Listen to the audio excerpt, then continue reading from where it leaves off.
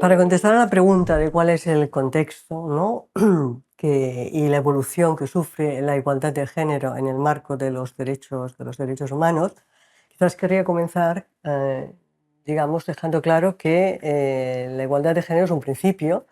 y es un principio que da cobertura a todo el desarrollo de las normas de género, digamos, de manera genérica. Desde el primer momento, con la Carta de San Francisco, la Carta de las Naciones Unidas, se adopta en el preámbulo o se incluye una referencia a la igualdad de derechos entre hombres y mujeres.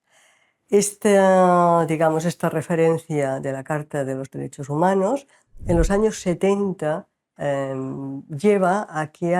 entre en la agenda de derechos humanos con fuerza el tema, que más o menos ha estado existiendo ahí en las instituciones, pero entre con fuerza sobre todo bajo la concepción a la idea de la discriminación de la mujer. Y da lugar en el año 1979 a una convención sobre discriminación de la mujer para combatirla, que es una convención que es conocida como CEDAW.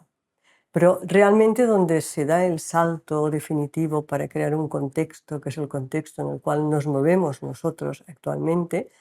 es la década de 1990, esa década liberal que se define fundamentalmente por la centralidad de los derechos humanos y que sigue al final de la Guerra Fría. En ese momento, quizás hay dos cosas que quería destacar que son importantes. Una de ellas es que por primera vez se define claramente y de manera precisa que los derechos de las mujeres son derechos humanos. Y en segundo lugar, que hay una formulación de lo que llamaríamos como el principio bajo el cual como paraguas bajo el cual se va a situar toda la dinámica de las normas, que es la formulación del género como aproximación. Es decir, que desde Naciones Unidas, a nivel normativo, el género va a dar cobertura en el sentido de que el género va más allá del sexo, en el sentido biológico del término, y el género comporta pensar el tema en tanto que construcción social, en tanto que constructo social, y entendiendo que ese género marca o define una estructura social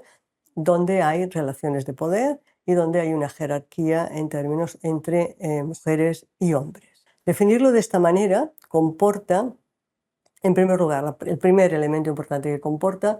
es que cualquier norma que pongamos bajo esa cobertura de igualdad de género va a comportar voluntad de transformación social, de cambio social. Y de otra manera, ¿cómo lo vamos a hacer? Fundamentalmente lo vamos a hacer mediante el empoderamiento de las mujeres, a través de las normas, los programas de acción, etcétera, que adoptemos, y también a través de introducir el género en todas las políticas, es decirlo de manera transversal en todas las políticas que se adopten.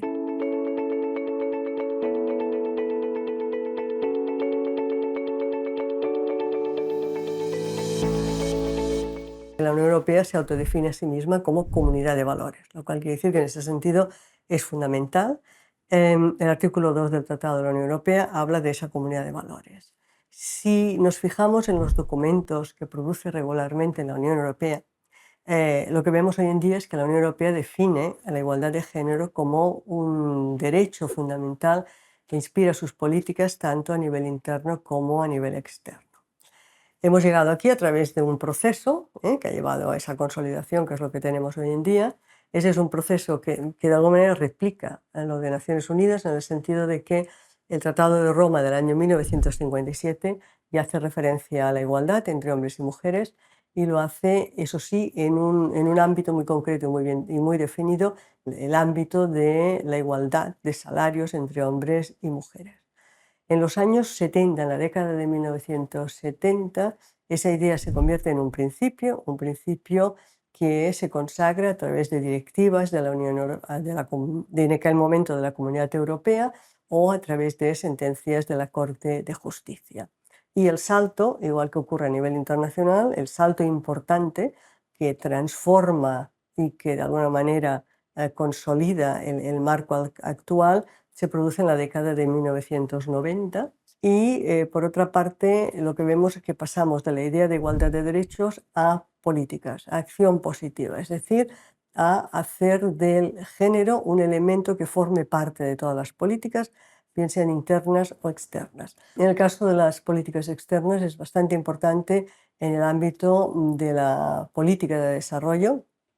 y, de hecho, la Unión Europea tiene planes de acción de género, Gender Action Plans, que son aprobados regularmente cada 5 años, y uno de los objetivos fundamentales de esos planes es justamente el empoderamiento de las mujeres. Quizás querría hacer un comentario sobre esta década de 1990. En el caso de la Unión Europea, se podría decir que la Unión Europea sigue, como muchos otros temas de derechos humanos, digamos, el desarrollo internacional, sigue, digamos, ese ámbito internacional, ese desarrollo internacional, pero también hay un factor interno que es importante, y es que la Unión Europea en esa década de 1990, desde el punto de vista de la ampliación, incorpora 3 nuevos estados, 2 de ellos son estados nórdicos, son estados en los cuales las políticas de igualdad de género se han desarrollado de manera más importante, y una de las cosas que hacen esos estados al incorporarse en la Unión Europea, fundamentalmente Finlandia y Suecia, es hacer un uploading, es decir, subir políticas nacionales o hacer lobby para que esas políticas nacionales, digamos, informen las políticas europeas y las transformen. Y eso es lo que ocurrió. Es decir, hay un proceso de europeización hacia arriba y después hay un proceso de europeización hacia abajo que hace que algunos países, y es el caso de España, por ejemplo, a través de esa europeización, digamos, transformen sus políticas internas y en buena medida haya una fuerte transformación social en el propio país.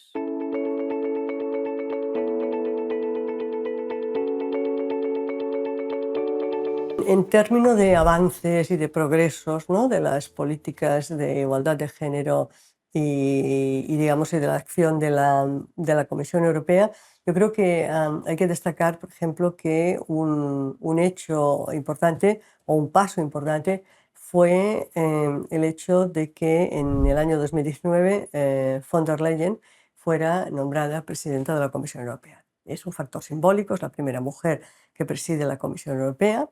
Pero al mismo tiempo llega con digamos, con un programa de acción y con unas ideas concretas, bajo la idea de que la igualdad de género es un elemento que tiene una correlación con el alto crecimiento económico, es decir, crecimiento económico e igualdad de género están vinculadas. Propone una estrategia de igualdad de género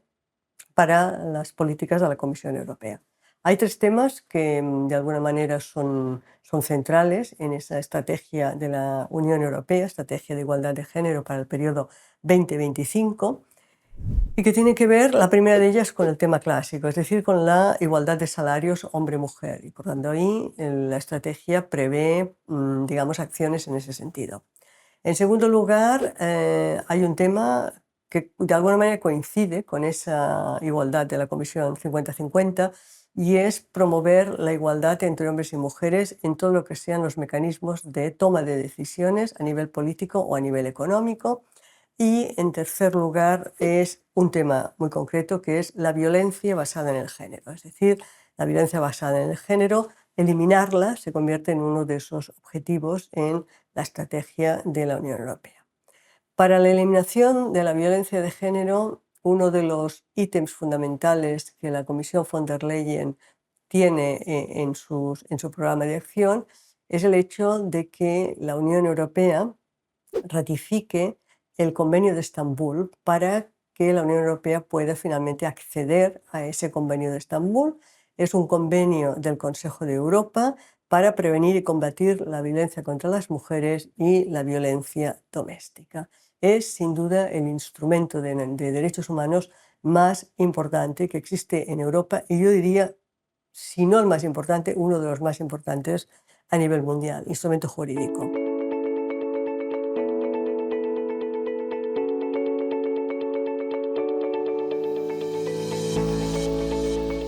Y el problema, yo diría, el problema básico, el problema general, es que hoy en día las normas de igualdad de género, las normas de género, son víctimas de la polarización política, de los procesos de polarización política,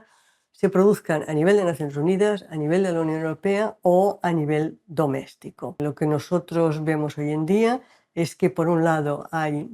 países, organizaciones sociales, etcétera, que apoyan las normas existentes tal y como han sido definidas por Naciones Unidas o por la Unión Europea, y al otro lado tenemos un movimiento antigénero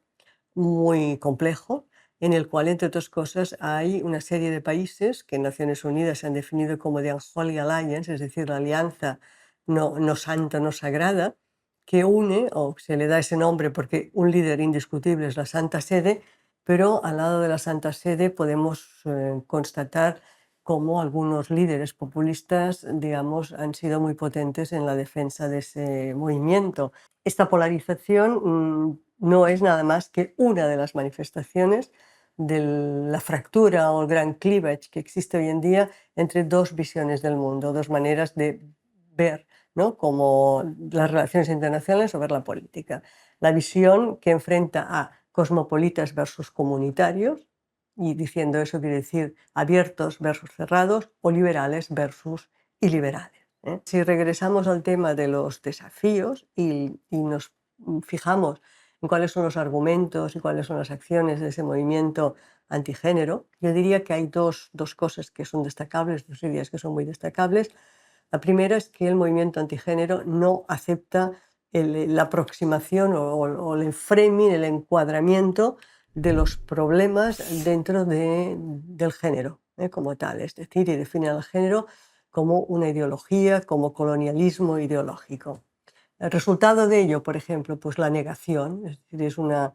visión de negación de problemas sociales que han sido definidos como problemas, por ejemplo, de violencia de género. En segundo lugar, la segunda idea, decir que las normas de igualdad de género no son normas universales en el sentido de la negación de la universalidad de los derechos humanos, ¿eh? Y en ese sentido es decir que algunos derechos humanos de las mujeres, algunos derechos de las mujeres, no son universalmente aceptados. Y de ahí, digamos, un poco de esa contestación que se deriva de esa negación de la universalidad de los derechos humanos, hay dos propuestas de cambio que erosionarían todas las normas de igualdad de género a nivel internacional. La primera de ellas es la renacionalización, es decir, que los estados deben ser los que sean competentes en materia de derechos de las mujeres. Acabar y anular toda transferencia de autoridad que se haya podido realizar a organizaciones internacionales y, en segundo lugar, después de la renacionalización, la redefinición. Es decir, los derechos de las mujeres deben ser redefinidos, reencuadrados dentro de una aproximación de valores tradicionales.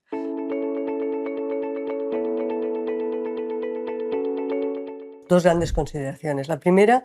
es que hay que ser realista, es decir, lo que tiene que hacer la Unión Europea en este momento fundamentalmente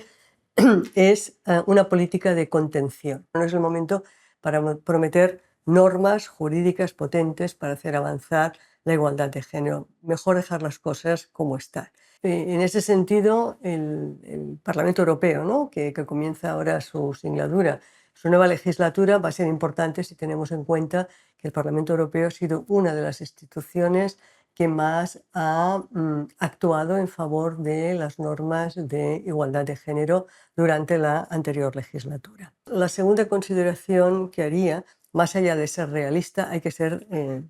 un buen estratega, es decir, hay que tener una aproximación estratégica al tema y que si no es posible que lo haga la Unión Europea en su conjunto, sí que países de la Unión Europea que tengan voluntad de hacerlo, que construyan alianzas en el marco de la Unión de Naciones Unidas, sobre todo con órganos muy importantes para la finalidad de la igualdad de género, como es ONU Mujeres, o también construir alianzas con lo que se suele llamar like-minded countries, es decir, países que comparten, ¿no?, las mismas ideas, para de alguna manera a nivel global, digamos, mantener las posiciones. Hay que luchar para mantener las normas. ¿Hasta qué punto hay que hacerlo? Yo diría que hay una diferencia entre cuando lo que se pone en duda es la validez de la norma, es decir, se persigue una auténtica redefinición de la norma. En estos casos realmente hay que atrincherarse, es decir, hay que defenderla, pero cuando en muchos casos se trata sobre todo de cuestiones de procedimiento, de implementación, etcétera, etcétera, que muchas veces tienen que ver con temas de sociedad civil, con temas de transparencia, etcétera, posiblemente allí sería más conveniente adaptarse para que de esta manera la Unión Europea no sea vista sistemáticamente como alguien que está en contra de ¿no? Unas mayorías cada vez más importantes en Naciones Unidas.